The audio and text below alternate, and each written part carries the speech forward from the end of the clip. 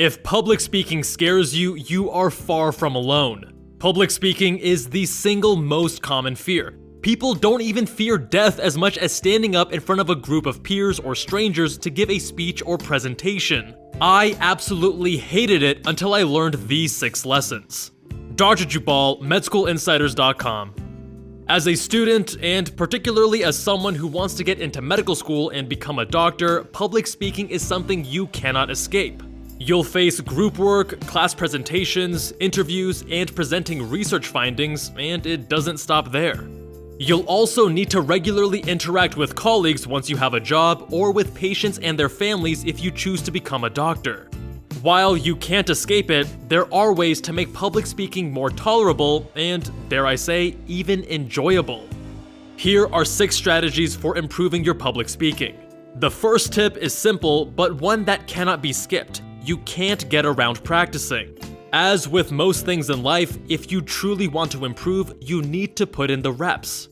Without consistent practice, you will remain afraid and continue to believe yourself incapable of speaking in front of a crowd.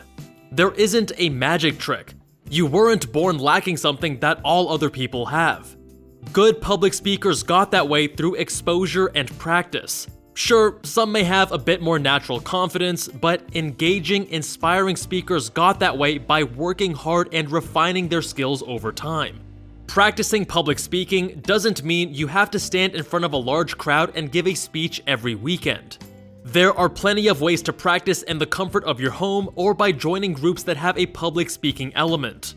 Start small by volunteering to answer questions during class. Try being the presenter of your group's classwork or offer to give a toast at a family gathering. Take it one step further by joining an improv group. While it may be intimidating at first, improv groups don't take themselves seriously and are usually very welcoming. Plus, improv will teach you how to think on your toes and be witty on the fly, an invaluable skill for public speakers to possess. Practicing at home isn't as effective, but it's certainly better than nothing. If you're practicing alone at home, film yourself so you can pinpoint what you can improve upon. Next, record yourself and watch it back. Even though this may be a painful experience, it's the best way to capture a realistic view of what other people see. Watching yourself speak has 2 chief benefits. First, it allows you to see what you're doing well. We're often our very worst critics, and we may think a presentation or speech went terribly when it actually wasn't bad at all. You'll also be able to pinpoint your public speaking weaknesses. Do you speak too fast or too slow? Do you slouch? What do you do with your hands? Do you frequently put or like in between your thoughts or sentences? Once you've isolated a few weaknesses, pick out a couple specific things to work on during your practice time. Third, even if you don't feel confident, if you look it, people won't realize you're actually terrified on the inside. Poor body language, such as slouching, keeping your hands in your pockets, fiddling with items in your hands, or looking at the ground instead of in people's eyes, will make you look nervous, timid, or apathetic. And not only that, slouching, slumping your shoulders, and constantly breaking eye contact can make you feel shy too. Your body language speaks volumes. What you say often takes a backseat to how you say it. Effective body language requires time to refine, so get started right away regardless of your current confidence level. Be proactive about improving your body language by standing in front of a mirror as well as recording yourself and watching it back. Remember to consistently and intentionally reset your posture. To do so, stand up straight and raise your hands up to the ceiling. Then roll your shoulders back and allow your arms to slowly fall to either side. Your chest will likely feel unnaturally puffed out, but this is actually proper posture and it will make you both feel and look more confident. Meet your own eyes in the mirror and practice smiling and nodding. These nonverbal cues let the person you're speaking with, as well as your audience, know that you're listening and engaged. Ask roommates, friends, and family about any bad body language habits they've noticed in you. What can you do to improve? Next, consistently expose yourself to discomfort. Making an effort to step outside of your comfort zone will condition you to be comfortable being uncomfortable. Most of us avoid all forms of discomfort and stick with the familiar because it's, well, familiar. It's easy. But the more we stick to what we know, the less confident and the less capable we feel. If you keep telling yourself you can't do something, you'll believe it. Shake things up by facing your fears and doing something you wouldn't ordinarily do. You are capable of much more than you think.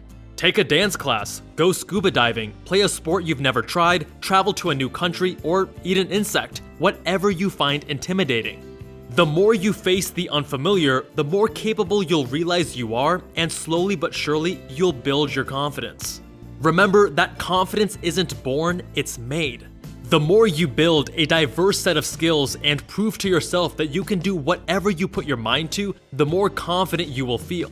Before long, public speaking won't seem like that big of a deal because you'll know all that you're capable of. This kind of skill building, resilience, and tolerance for discomfort will carry forward into all aspects of your life. Next, get your nerves under control by utilizing slow and intentional breathing. This will activate your parasympathetic nervous system and calm down your sympathetic nervous system. When we get nervous, our fight or flight response originating from our sympathetic nervous system is triggered. Our body tries to get our muscles as much oxygen as possible in preparation to either fight or flee. The trouble is, public speaking requires neither of those things. While we can take in all the oxygen we want, our bodies cannot produce carbon dioxide at the same rate, so our oxygen and CO2 levels become imbalanced, further exacerbating our anxiety. We can bring our levels back to normal with slow, intentional breathing. There are many breathing exercises out there.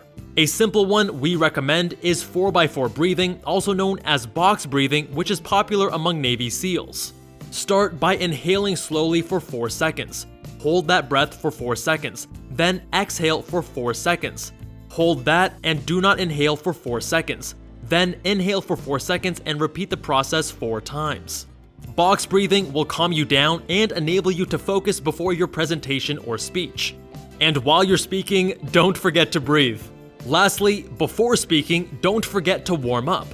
Just like you would before exercising or playing sports, warm up your voice before stepping on the stage or in front of your class. If you don't warm up your voice, you're much more likely to mumble or get tongue-tied.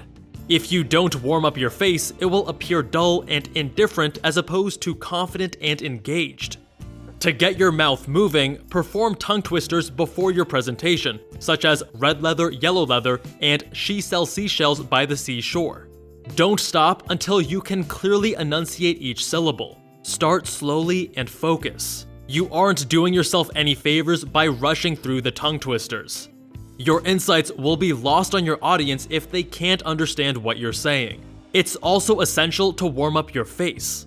Our skin tightens when it's dry, which stiffens our face and makes us appear apathetic and disengaged, both of which are deeply unappealing in a public speaker. To get the blood flowing, open your mouth and eyes as wide as possible, as if you've just seen a ghost.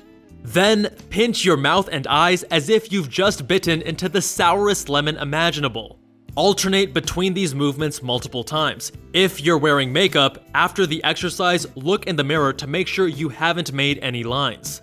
This will liven up your face and make you appear more engaged. For more face and vocal warm-ups, check out our guide linked in the description. Public speaking isn't a magic trick or an elusive skill only some people are born with. Great speakers hone their skills with preparation, practice, and continually putting themselves in situations where they will learn and grow. For more student strategies, check out our Shorts channel at Med School Insiders Shorts.